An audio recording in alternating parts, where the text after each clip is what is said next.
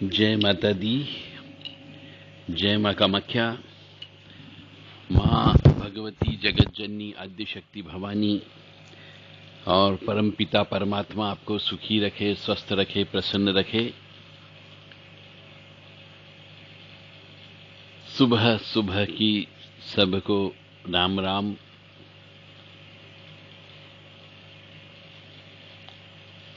ओम श्रीमन महागणाधिपते नमः।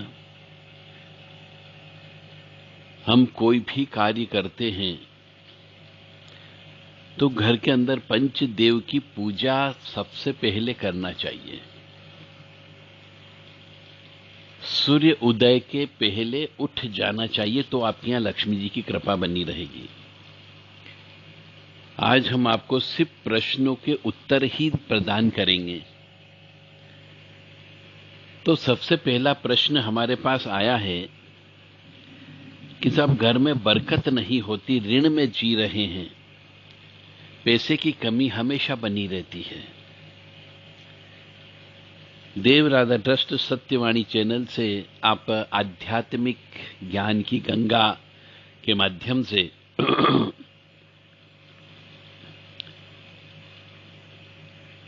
प्रश्नों के उत्तर सुन रहे हैं। पहला प्रश्न यह है कि घर में बरकत नहीं रहती है। दूसरा प्रश्न है लक्ष्मी जी की कमी हमेशा बनी रहती है। तीसरा प्रश्न यह है कि हम जितना कमाते हैं आने के पहले उसके रास्ते खुले हुए होते हैं, उससे ज्यादा पैसा चला जाता है, यानी हम ऋणी हो जाते हैं। इन सब तीनों प्रश्नों का उत्तर एक है कि मनुष्य को सूर्य उदय के पहले उठ जाना चाहिए। सूर्य उदय के कम से कम 1 घंटा पहले, जिसको हम ब्रह्म मुहूर्त बोलते हैं, दिन और रात का मिलन होता है। उस समय पे मनुष्य को उठ जाना चाहिए यदि घर में लक्ष्मी की कृपा चाहिए तो। ब्रह्म मुहूर्त में उठ करके जब दिन और रात का मिलन होता है, उस समय पे अपने कुल देवता, इष्ट देवता, ग्राम देवता, स्थान देवता, इन सब का नाम लेना चाहिए, क्योंकि उस समय पे सभी अच्छी शक्तियां, सकारात्मक लाभ देने वाली शक्तियां जागृत होती है और काली शक्तियां जो होती है वह रात का विदाई लेती है। इसलिए उस समय पे दिन और रात का मिलन कहा गया है, उसी को ब्रह्म मुहूर्त बोलते हैं। यानी सूर्य उदय के 1 घंटा पहले आपको उठ जाना है। सूर्य नारायण भगवान को हो सके तो जल अवश्य चढ़ाना चाहिए यदि लक्ष्मी जी की कृपा चाहिए तो। और सूर्य उदय के 1 घंटा पहले उठ करके एक दीपक अवश्य लगाना चाहिए, दिया बत्ती कर देना चाहिए, घर की झाड़ू लगा देना चाहिए। यानी सूर्य नारायण भगवान उगे उसके पहले पहले घर की जितनी भी दरिद्रता होती है, यानी झाड़ू, गंदगी होती है, वह सब घर के बाहर कर देना चाहिए। क्योंकि आजकल हमारे यहाँ रिवाज चल पड़ा डस्टबिन रखने का। हम घर की झाड़ू, कमरे की झाड़ू की सफाई करके डस्टबिन में डाल देते हैं, तो वो डस्टबिन तो घर के अंदर ही पड़ा रहा, अपने घर के बाहर गंदगी को किया ही नहीं। यानी दरिद्रता को घर के बाहर करना है, सूरज उगे उसके पहले पहले। मैं कई घरों में देखता हूं तो उन घरों में 8 बजे 9 बजे तक मनुष्य उठता है। तो ऐसे घरों में, जिस घरों के अंदर घर के परिवार के सदस्य, कमाने वाला व्यक्ति या घर की गृह लक्ष्मी कह लीजिए, धर्मपत्नी कह लीजिए, मां कह लीजिए, बहन कह लीजिए, जो भी स्त्री होती है, उसको सूर्य उदय के पहले उठ करके दरिद्रता यानी झाड़ू लगा करके घर के बाहर कर देना चाहिए, घर के अंदर नहीं रखना चाहिए। इसलिए हमारे पुराने जमाने में बड़े बुजुर्ग लोग डस्टबिन का प्रयोग नहीं करते थे, वो कचरे को सीधे घर के बाहर करते थे, क्योंकि यह दरिद्रता की निशानी होती है। ओम श्रीम ह्रीम श्रीम कमले कमलालय प्रसीद प्रसीद श्रीम ह्रीम श्रीम ओम महालक्ष्मी नमो नमः। यानी मनुष्य को लक्ष्मी जी के नाम भी लेते रहना चाहिए। ओम चंचलाय नमः, ओम चंचलाय नमः, ओम कमलासने नमः, ओम कमलासने नमः, ओम कमलवासिन्ये नमः, ओम कमलवासिन्ये नमः, ओम वैभव लक्ष्मी नमः। इस प्रकार से जो जो लक्ष्मी के नाम आप याद कर सकते हो, उन लक्ष्मी जी के नाम अवश्य लेना चाहिए। ओम गज लक्ष्मी नमः, ओम वैभव लक्ष्मी नमः, ओम संतान लक्ष्मी नमः। यानी लक्ष्मी जी का नाम तो लो, लक्ष्मी नारायणाय नमः। आपको ये नाम भी लेते रहना चाहिए। ये मंत्र नहीं है, ये केवल नाम है, और नाम लेने के लिए किसी गुरु की आवश्यकता नहीं होती है। हाँ, मंत्र बोलोगे तो उसके लिए गुरु की आवश्यकता होती है, परंतु ईश्वर का नाम लेने के लिए गुरु की आवश्यकता नहीं होती है। मनुष्य को अपने जीते जी मरने के पहले तक किसी भी प्रकार से गुरु अवश्य बना लेना चाहिए। विधि विधान से गुरु दीक्षा लेना चाहिए। दीक्षा का मतलब होता है कुछ समय अपने गुरु, जिससे गुरु नाम प्राप्त आप करते हैं, उस गुरु के साथ में रहना चाहिए, साल 2 साल, और उन गुरु जी के बारे में पूर्ण रूप से उनकी ज्ञान, उनकी उद्देश्य, उनको प्राप्त करना चाहिए, और फिर जिंदगी में उसका प्रयोग करना चाहिए। उसे गुरु दीक्षा बोलते हैं। एक दिन में गुरु दीक्षा नहीं होती है। गुरु दीक्षा के लिए गुरु के सानिध्य में रह करके उनके उद्देश्य को आगे बढ़ाना, उनके पंथ को आगे बढ़ाना, उनकी विचारधारा को आगे बढ़ाना, और वो विचारधारा आपको वहां पे रह करके सीखना होगी। उसे वास्तविक गुरु दीक्षा बोलते हैं। फिर घर के अंदर यदि बरकत नहीं है, लक्ष्मी जी की कमी है आपके यहां पर, तो आपको अपने घर की जितनी भी स्त्रियां हैं, चाहे उसमें मां भी हो सकती है, बहन भी हो सकती है, पत्नी भी हो सकती है, प्रेमिका भी हो सकती है, बेटी भी हो सकती है, बहन भी हो सकती है, बुआ भी हो सकती है, तो जितनी भी स्त्रियां हैं उन सब स्त्रियों का मान सम्मान करना चाहिए, और किसी भी स्त्री के आंखों से आंसू नहीं निकलना चाहिए। यदि किसी घर के अंदर कोई स्त्री बार बार बिना वजह, चाहे शारीरिक तकलीफ की वजह से, चाहे मानसिक तकलीफ की वजह से, चाहे आर्थिक तकलीफ की वजह से, चाहे सामाजिक तकलीफ की वजह से यदि उसको कष्ट है, और उस कष्ट की वजह से उसके आंखों से बार बार पानी निकलता हो, उसके आंखों से बार बार आंसू निकलते हो, तो उस घर के अंदर भी लक्ष्मी जी की कृपा नहीं होती है। तो लक्ष्मी जी की कृपा प्राप्त करने के लिए लक्ष्मी स्वरूपा धर्म पत्नी, उसको खुश रखना चाहिए। और एक और विशेष बात, ये भी कोई गुरु लोग आपको नहीं बताएगा, कि यदि आपको लक्ष्मी जी की कृपा प्राप्त करना है, घर के अंदर बरकत रखना है, तो रात को बर्तन कभी भी झूठे नहीं छोड़ना चाहिए सिंक में। सभी बर्तन को साफ करके ही सोना चाहिए। यदि लक्ष्मी जी की कृपा प्राप्त करना चाहते हो तो सुबह सुबह पहली रोटी गाय को खिलाना चाहिए, बाकी फिर दूसरों को खिलाना चाहिए।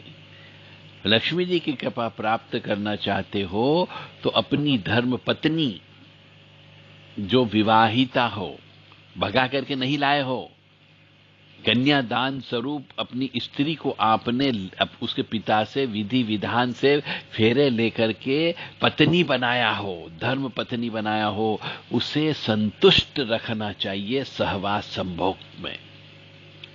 जो मनुष्य अपनी पत्नी को सहवास में, संभोग में, हम बिस्तर होने समय संतुष्ट नहीं कर सकता हो, संतुष्ट नहीं होती हो, वो तृप्त नहीं होती हो, तो उस घर में भी लक्ष्मी जी की कमी बनी रहती है। इसलिए स्त्री को संतुष्ट करके भी रखना अनिवार्य है, तो ही आपके यहां पर लक्ष्मी जी की कृपा बनी रहेगी।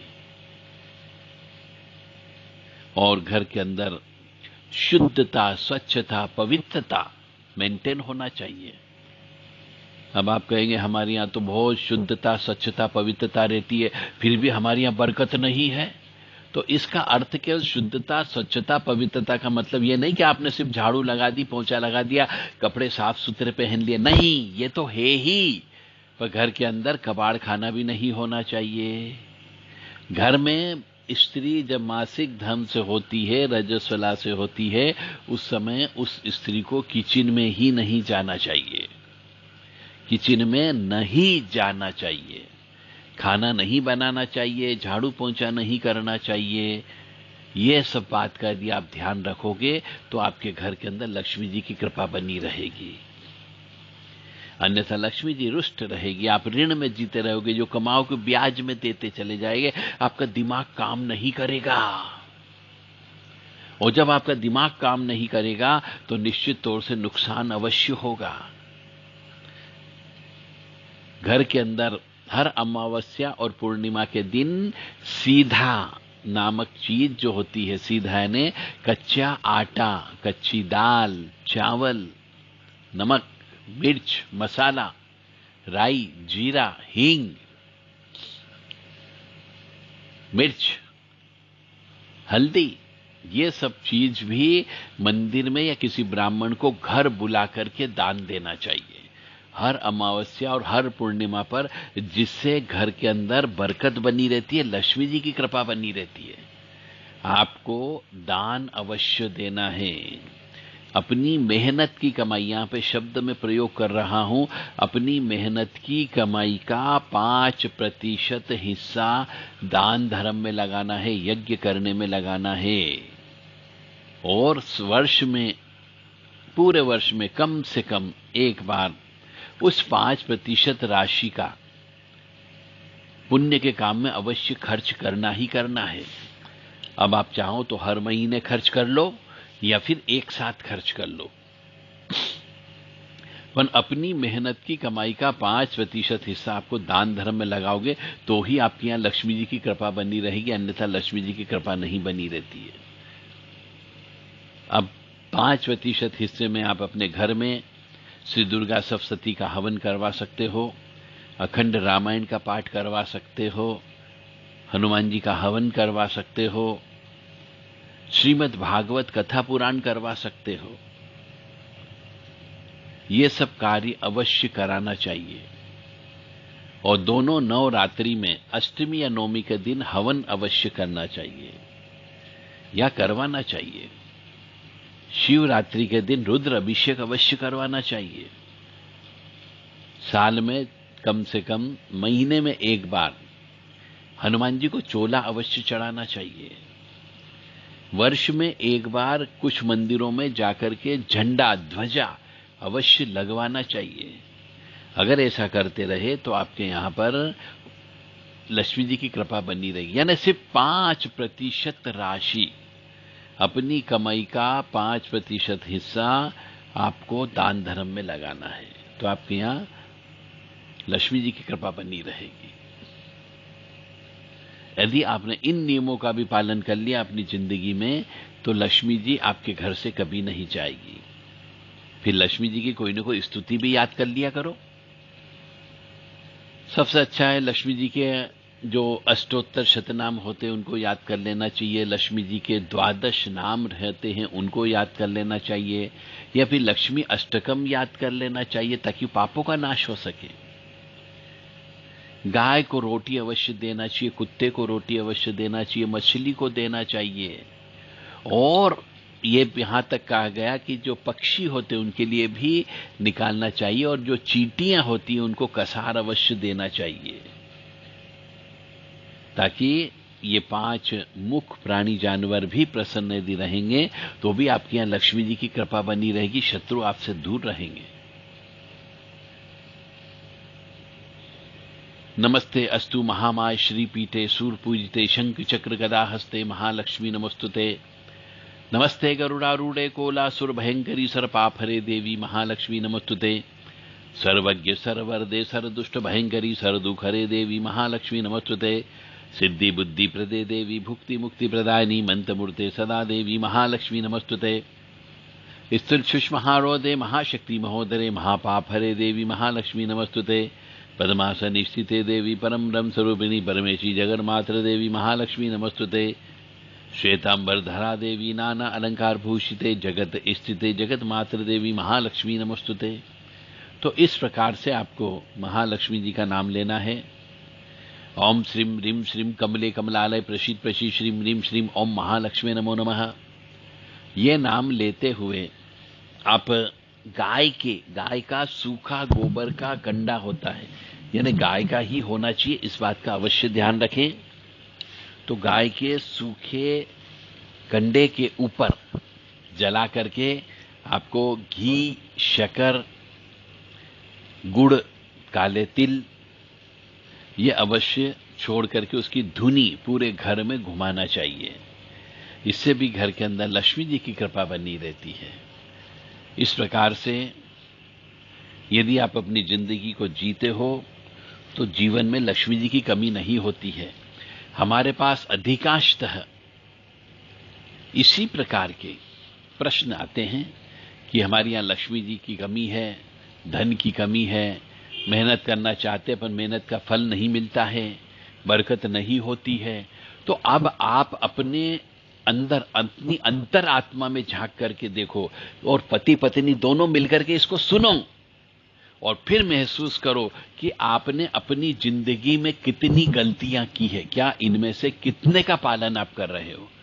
जितने ज्यादा से ज्यादा इन नियम का पालन करोगे आपके यहाँ लक्ष्मी की कृपा बनी रहेगी। जब लक्ष्मी जी आ जाती है तो लक्ष्मी जी के साथ में लक्ष्मी जी के 18 पुत्र होते हैं, वो पुत्र भी अवश्य आते हैं और उन 18 पुत्रों में ही आनंद एक है, सुख है, समृद्धि है, कीर्ति है, ऐश्वर्य है। ये सब लक्ष्मी जी के पुत्रों के ही नाम हैं। हवन अवश्य करें, महीने में एक बार नवग्रह का हवन अवश्य कर लें और जो हमारे द्वारा बताए गए हैं 32 नाम, उन 32 नामों से भी हवन अवश्य करें। एक बार हम आपको बता देते हैं। ओम श्रीमन महागणाधिपते नमः स्वाहा, ओम उमा महेश्वराभ्यो नमः स्वाहा, ओम शची पुरंदराभ्यो नमः स्वाहा, ओम वाणी हिरण्यगर्भाभ्यो नमः स्वाहा, ओम लक्ष्मी नारायणाभ्यो नमः स्वाहा, ओम कुल देवताभ्यो नमः स्वाहा, ओम इष्ट देवताभ्यो नमः स्वाहा, ओम ग्राम देवताभ्यो नमः स्वाहा, ओम स्थान देवताभ्यो नमः स्वाहा, ओम स्थापित देवताभ्यो नमः स्वाहा, ओम सर्वेभ्यो देवेभ्यो नमः स्वाहा, ओम सर्वेभ्यो तीर्थेभ्यो नमः स्वाहा, ओम सर्वेभ्यो ब्राह्मणेभ्यो नमः स्वाहा, ओम सर्वेभ्यो ऋषिभ्यो नमः स्वाहा, ओम सर्वेभ्यो सिद्धाय नमः स्वाहा, ओम नवग्रह देवताभ्यो नमः स्वाहा, ओम वास्तु देवताभ्यो नमः स्वाहा, ओम गुरुभ्यो नमः स्वाहा, ओम मातपितृजन कमलेभ्यो नमः स्वाहा, ओम सर्वेभ्यो पितरेभ्यो नमः स्वाहा, ओम षोडश मातृका नमः स्वाहा, ओम चतुष्षष्टि योगिनी नमः स्वाहा, ओम सप्तशत मातृका नमः स्वाहा, ओम सप्त सागरेभ्यो नमः स्वाहा, ओम सप्त ऋषिभ्यो नमः स्वाहा, ओम सप्त नदीभ्यो नमः स्वाहा, ओम छम चित्रपालाय नमः स्वाहा, ओम बम भैरवाय नमः स्वाहा, हम हनुमते नमः स्वाहा, ओम क्लीं कृष्णाय नमः स्वाहा, ओम नमो भगवते वासुदेवाय स्वाहा, ओम उग्रवीरम महाविष्णुम जलंतम सर्वतोमुखम नरसिंहम भीषणम भद्रम मृत्युम नमाम्यहम। इस प्रकार से आपको इन नामों का भी हवन अवश्य करना चाहिए।